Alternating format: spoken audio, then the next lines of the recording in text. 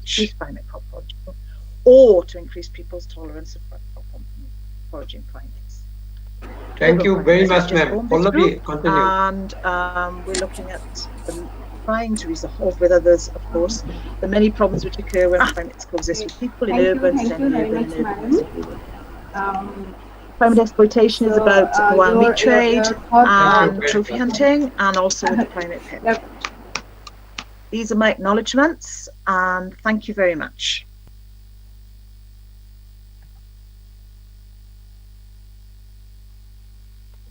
Thank you very much, ma'am. Also, Pallavi, continue. thought-provoking one also. I've been interactions. It's a very common as well as in our Northeast India also. But and so your thought. Thank you very much. Yep. So your presentation. Thank you. Yeah, madam. So your speech was, really enlightening one, and it's also, thought-provoking one also, as this human primate interactions. It's a very common in India also, as well as in our Northeast India also. But and your talk is really providing us thoughtful insight into the topic, as probably we are not conscious about the negative consequences that may have due to these the physical encounters or interactions between the human and the primates. That is what layman's point of view from my side only. So we have our participants, those who are working in this particular area, or those who would like to know so many things from you, okay, in such related areas. So I would like to welcome all our participants to to provide any comments if they have, or to make their queries. And just to take over this session, question answer session, I'd like to request Madam Hazarika Madam, Sultana Hazarika Madam, to take over this question answer session. Over to you, Hazarika Madam. Thank you, Pallavi. Thank you, Pallavi. Then, here, Madam Shan Waters, we have some questions from our participants. Have you heard me? Yes. Yeah. Okay. Some questions are one from Rahim Ahmed. That is there any work of your organization in India, especially Northeast India, on human-primate interaction? Is there any work of your organization in India, especially Northeast India, on human-primate interaction? It's from Rahim Ahmed, ma'am. Okay, so I think he's probably talking about the section for human-primate interactions, and I'm hoping that Dr. Chetri will agree to become a member of our section, and that we can all try and work together. I think it's not a job for just one organization to try and solve these conflicts. Some of them are very long-standing, some of them are very complex. But I think if we can get multidisciplinary teams to work on some of these issues, then from as many places as possible, from as many different cultures as possible, because no one situation is going to be the same. So you have a very unique situation in Northeast India, for example, which will be very different to the situation we have in Morocco. And so these situations are often very much place-based. So the more information we have about the people, as well as the primates that are involved in these interactions, I think the more likelihood we have of trying, at least in some way, mitigating them, if not resolving them. Thank you, ma'am. Another question from Zoological Talukdar. How to track the population of primates in an area? What methods are most significantly used? It's from Jugal Kumar Talukdar, ma'am. I'm sorry, I couldn't hear any of that. I'm just going to turn my video off because it's very poor. Okay. Sorry, can you repeat? Sorry.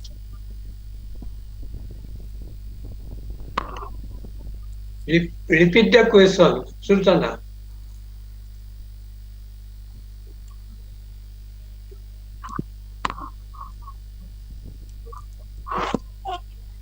Oh. Yeah. Sultana, repeat the question. Shan is asking to repeat the question. Okay. Okay. Ma'am, the question from Jugal Kumar Talukdar is that how to track the population of primates in an area? What methods are most significantly used? Okay, that's not really my field anymore, but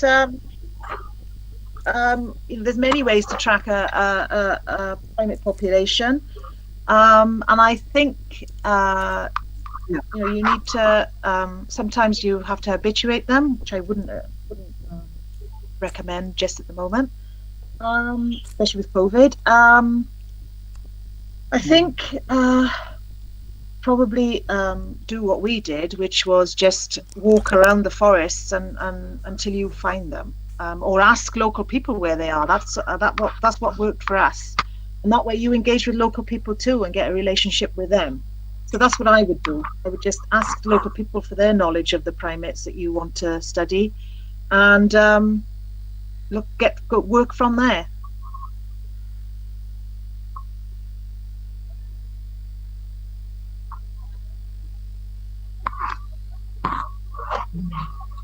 Okay, ma'am, there is another question from one participant.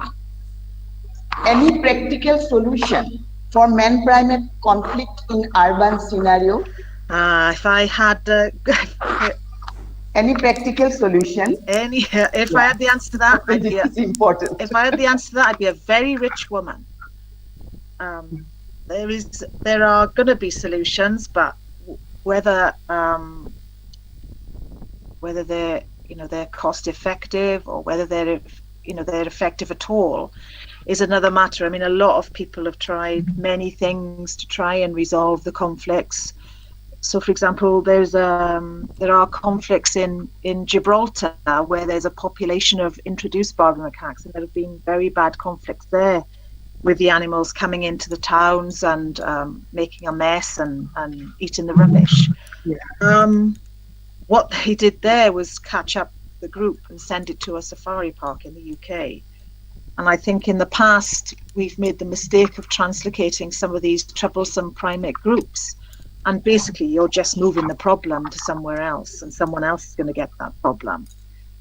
It's very difficult. It's what's known as a wicked problem, in that it's not easy to resolve.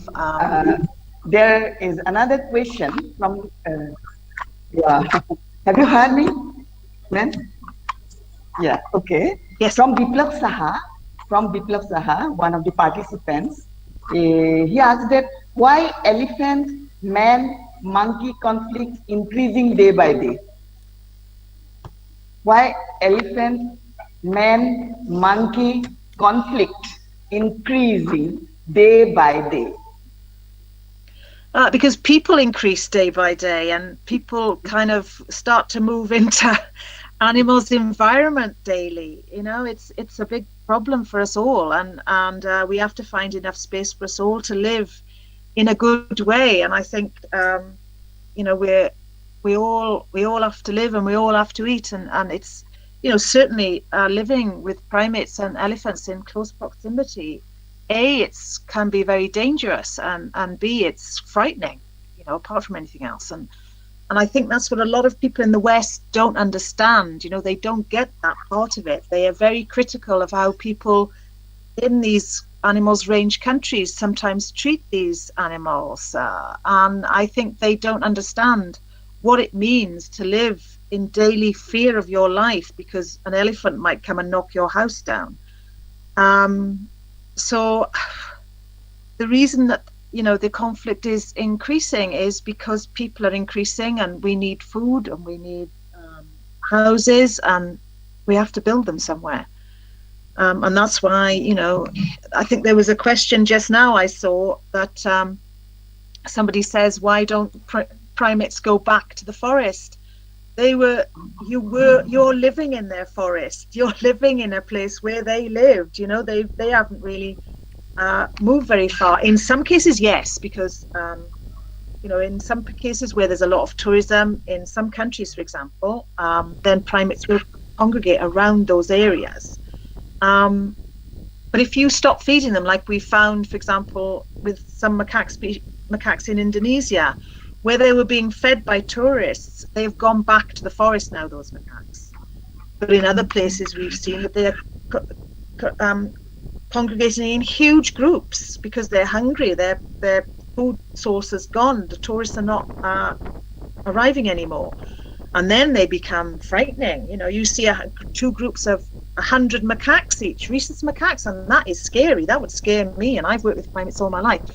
So, I think the conflicts are increasing because of the way we are behaving towards primates, and obviously they will adapt their behavior to us. Hope that answers the question just a little bit. Thank you, ma'am. Another question from Supriya Das. To be associated with all these organizations, if we want to, if we go for research, main points that we can incorporate. This is the question. Okay, so as I said, as far as I'm concerned, if you're looking at human-wildlife interactions, then you start with the human. Certainly, if I was to start up another conservation project, my priority would be the ethnographic data collection rather than the ecological data collection, because that way you get such an insight into how the people are behaving and perceiving the primates. So if you want to do, for example, a research project on human-primate interactions, then study the primates, of course, but study the human too, because if you don't, you miss half the thing. And studying people, let's face it, studying people is a lot easier. You don't have to chase after them in the forest, and you can ask them questions, whereas you can't do that with monkeys. But you do have to chase after them in the forest.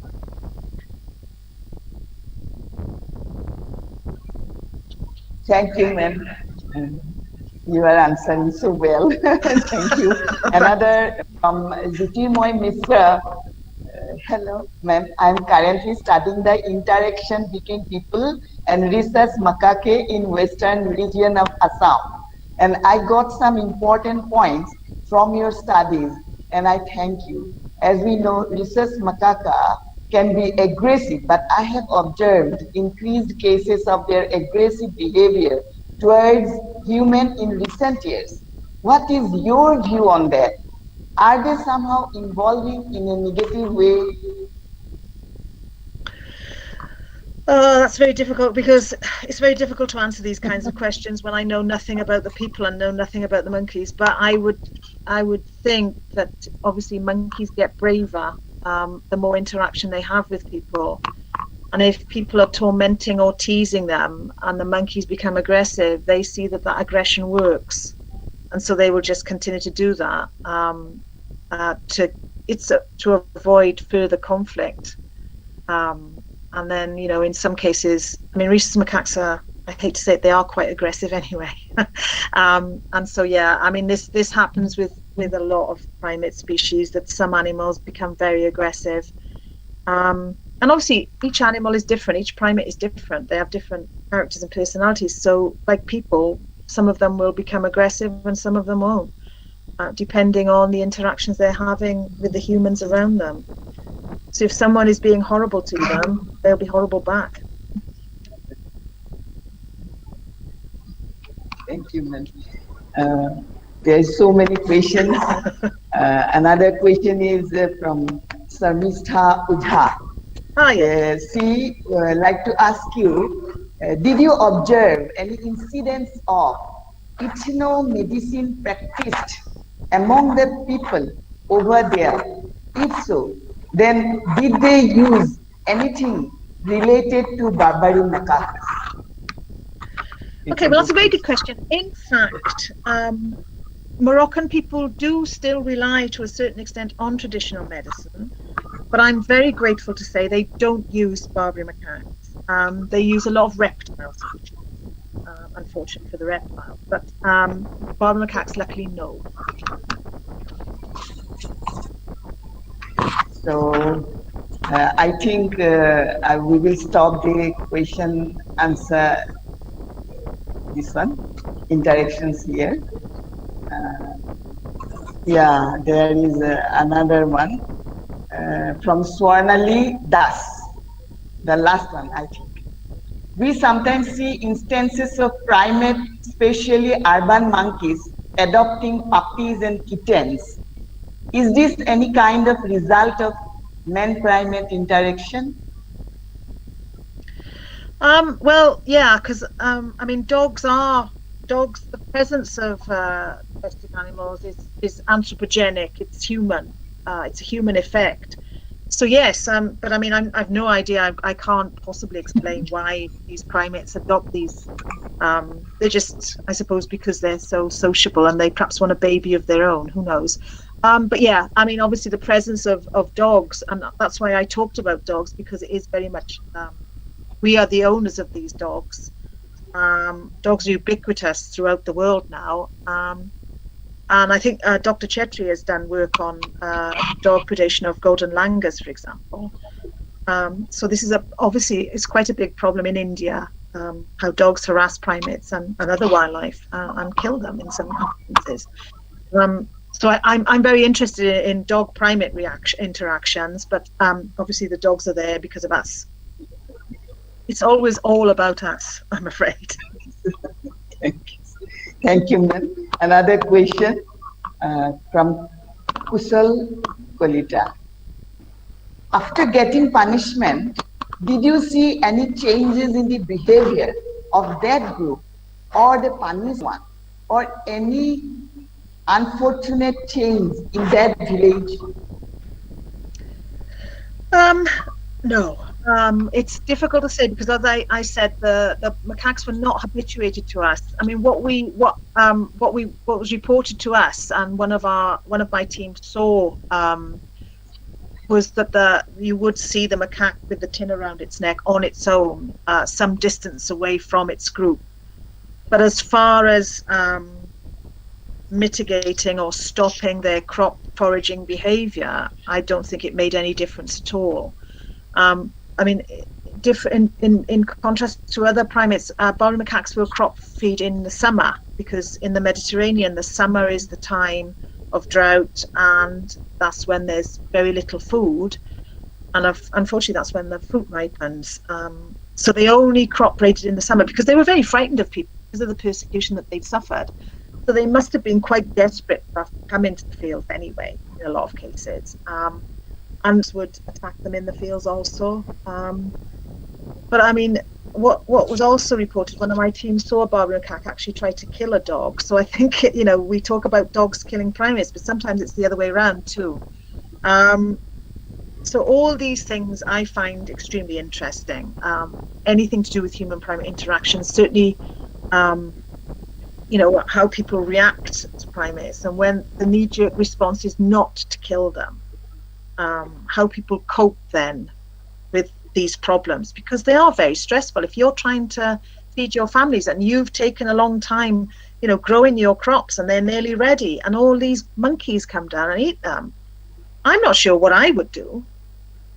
And you have to worry then about how you will feed your family. So I think we need to be more sympathetic to people who have to coexist with these animals. And not always, certainly the West, from the Western point of view, always criticizing, because we've killed an awful lot of our wildlife. And we are the people who can't, wolves and bears are coming back now, and there's a terrible fuss about them. So we can't coexist with our wildlife, but we expect other people living with enormous things like elephants and dangerous animals like leopards and primates do the same thing, to be kind. I wouldn't feel kind if it was me, if a bunch of monkeys had come down and eaten all my fruit. So I think we all have to be more tolerant and not be so judgmental. I mean, I think that would have been a big problem if I told those shepherds and said, you're not ever to kill those monkeys again. They wouldn't have taken any notice. Why would they? And I've got no right to tell them that. So I think we have to stop being so judgmental, and we need to be more tolerant and need to be more understanding about the human dimension, especially, you know, for those people who have to live with these animals on a daily basis. Thank you. One question from my side. This is have you seen monkeys killing dogs? Dogs are killing monkeys. We have seen it. Monkeys killing dogs or any animals. There are a few documented cases of it. Baboons, for example, because baboons are big and they will easily kill dogs. And one of my team members saw a male Barbary macaque. The males are quite big and the dogs are quite small because they're normal village-sized dogs. Grab a dog and bite it in its throat. He didn't kill it, but I think he hurt it a lot. So I don't think we hear enough about that. So I'm sure it happens a lot, especially when you've got big male macaques like the rhesus and the Barbary macaques. They're quite capable of defending themselves. Thank you, ma'am. I'm realizing that you are having extensive field work. I think so, and you are having a hard work. And big applause from our side. Thank you very much. Thank you. Thank you. It's not hard work. And wonderful answers. Yeah. It's not hard work if you enjoy it. Pallavi. Yes, ma'am. madam. Thank you. Yeah, we enjoy. And Yeah. especially I am very interested with this subject as a zoologist. Good. And thank you very much, ma'am.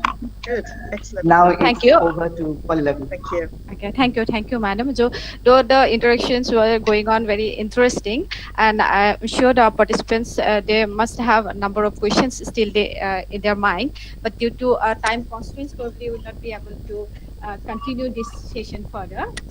So, I'd like to read out a message from Professor Ramesh Bunratana from Mahidal University, International College, Bangkok, Thailand. Actually, sir is unable to join our meet, and he is there on Facebook Live. So he has sent us a message that my vote of thanks, since I cannot get in. So thank you, Sean Waters, for presenting human-primate interactions from a different perspective.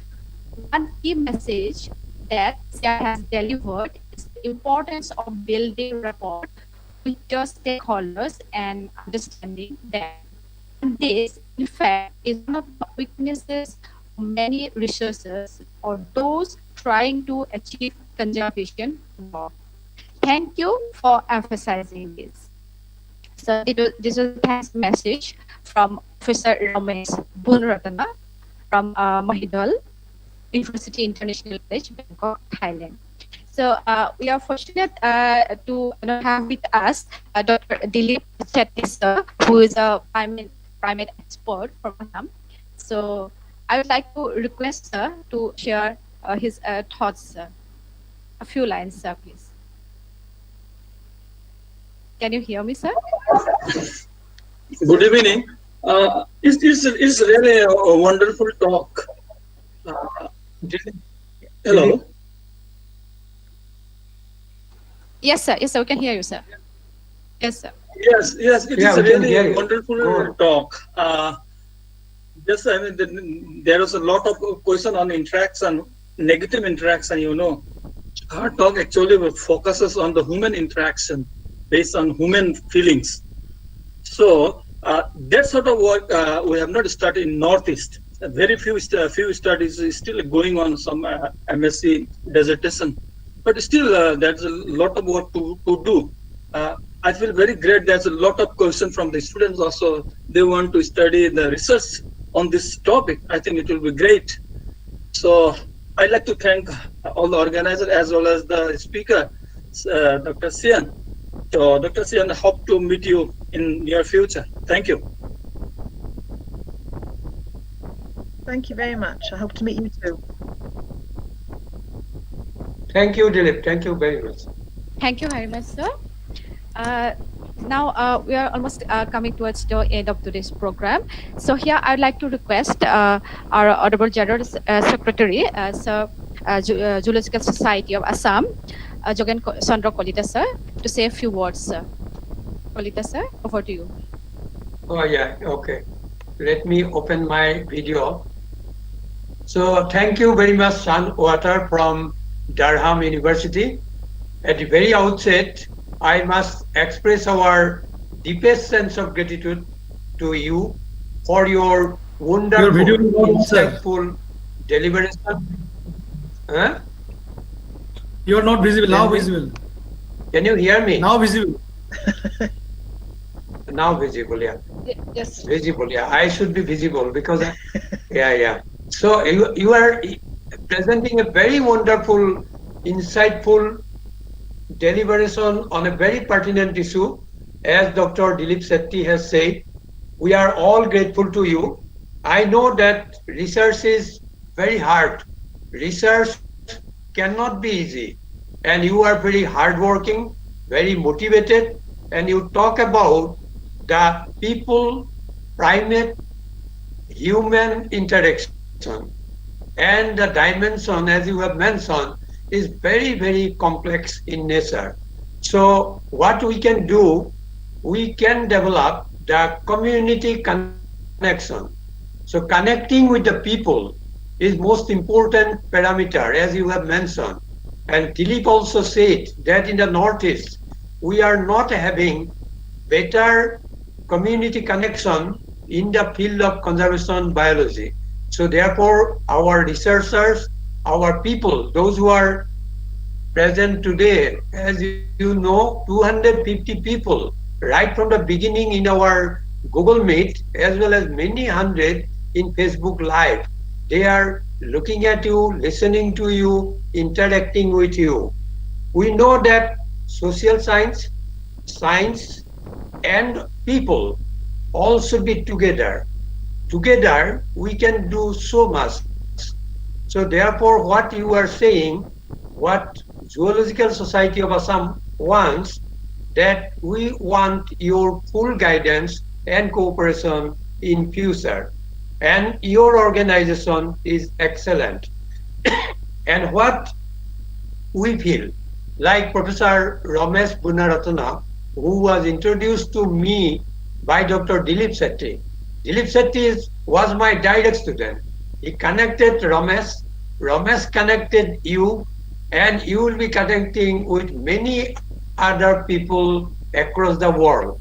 Here we have in MHS many professors across India and abroad. I can see very senior professor like Sudip Barat, who is in present now, and also many more from this northeastern region of India, Thailand, Bangkok, Japan, and UK and USA.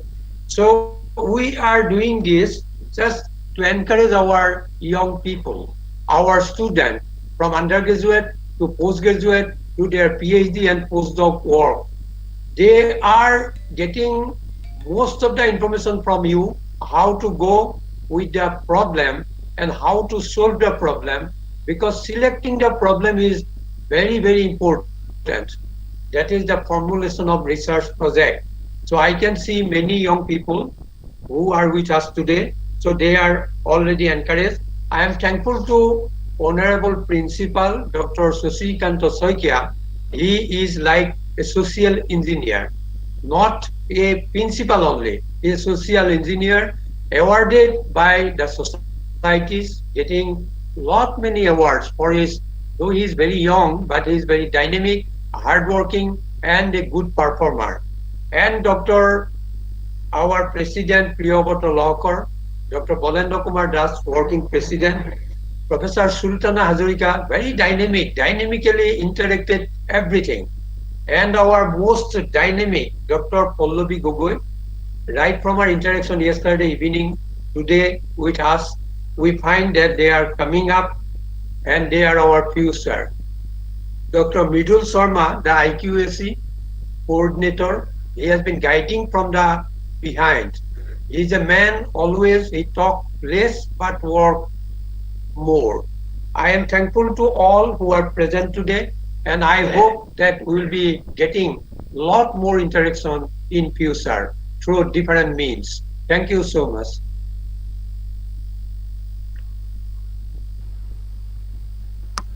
Thank you, sir.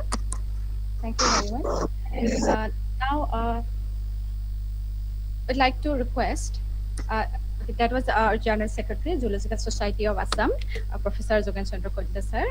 Thank you, sir. Now, I'd like to request the President, Zoological Society of Assam, Priyabrata Loka, to offer his valedictory speech. Over to you, Loka, sir.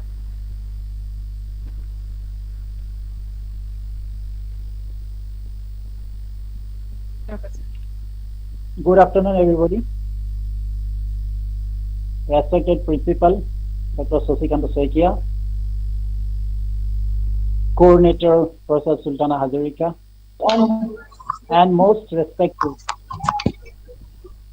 Dr. Shan Waters, Founder Director, Barbary Macaque Awareness Conservation, and others like Pallavi Gogoi, Namidul Sharma, all are doing well. I'm really learned much more things from Shan Waters. She has very nicely exposed to us the different dimensions of man-animal conflict.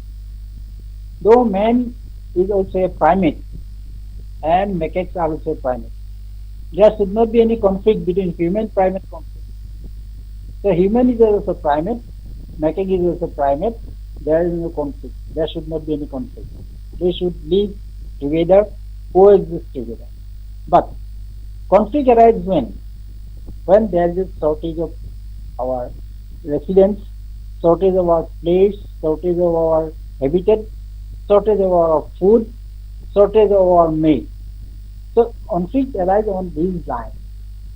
So what, as she said, that we should study the people's behavior, because day by day our population is increasing and there are shortage of living area.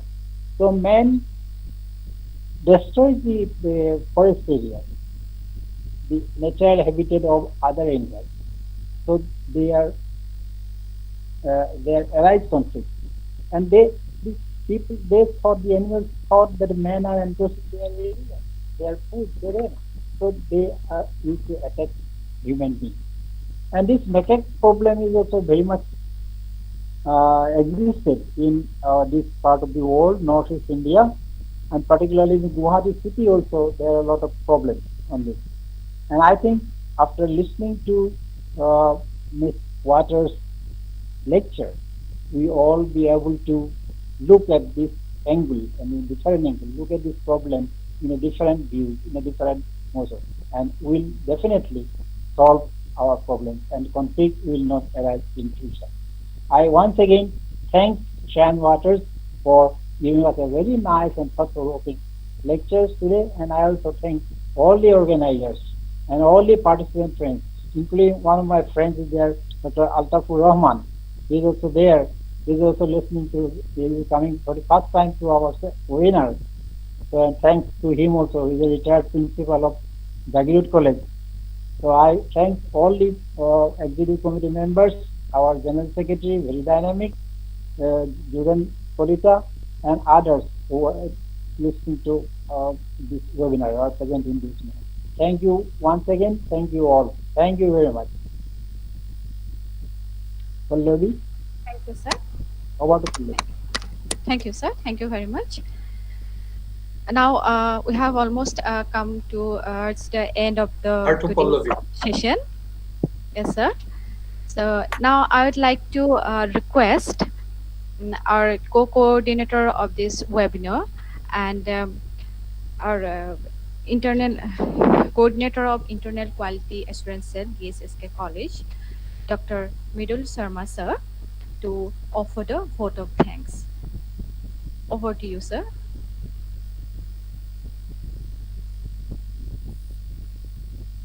Respected dignitaries, I, on behalf of the IQAC of the DHSK College, Dibrugarh, Assam, India, would like to offer my thanks and gratitude, especially Dr. Sean Waters, ma'am, for her very lucid, thought-provoking, aware, wonderful, and honest deliberation with resourceful presentation. Ma'am, we are heartfully thankful to you and hope this is the first beginning point of our journey. We will have to do many in our near future for preservation of our grandfathers, our like hologibbons, chimpanzees, golden langurs, macaques, etc. Ma'am, we are thankful to you on behalf of IQAC DHSK College, on behalf of the entire college family, on behalf of Zoological Society of Assam, on behalf of Assam, on behalf of India, and on behalf of greater mankind. So I am thankful to you. Now, I should offer my sincere thanks and gratitude to my elderly Professor Sugen Chandra Kolika sir and Priyabrot Lohkar sir, to whom I considered as the right and left of the DHSK College.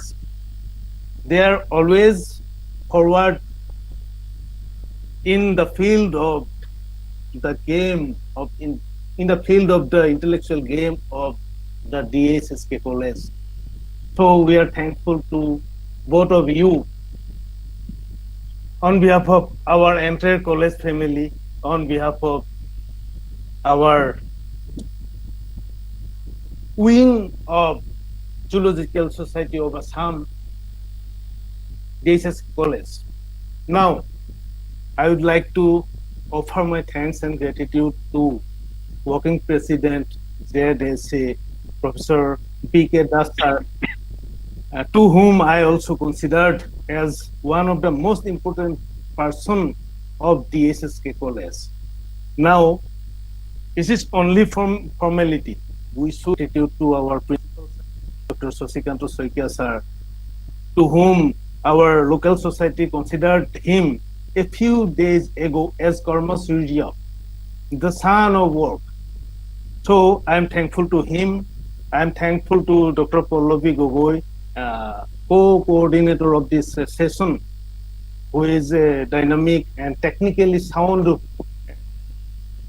upcoming a little girl. And now I should offer my thanks to Professor Sultana Hazarika, to whom I considered my elderly sister, who is a most dynamic and positive in all aspects of knowledge. With these words, I would like to thanks and gratitude to all the respected participants. Your cooperations make this session a wonderful one, and I think we will work hard. We will work all together in our near future. Thank you. Thank you all.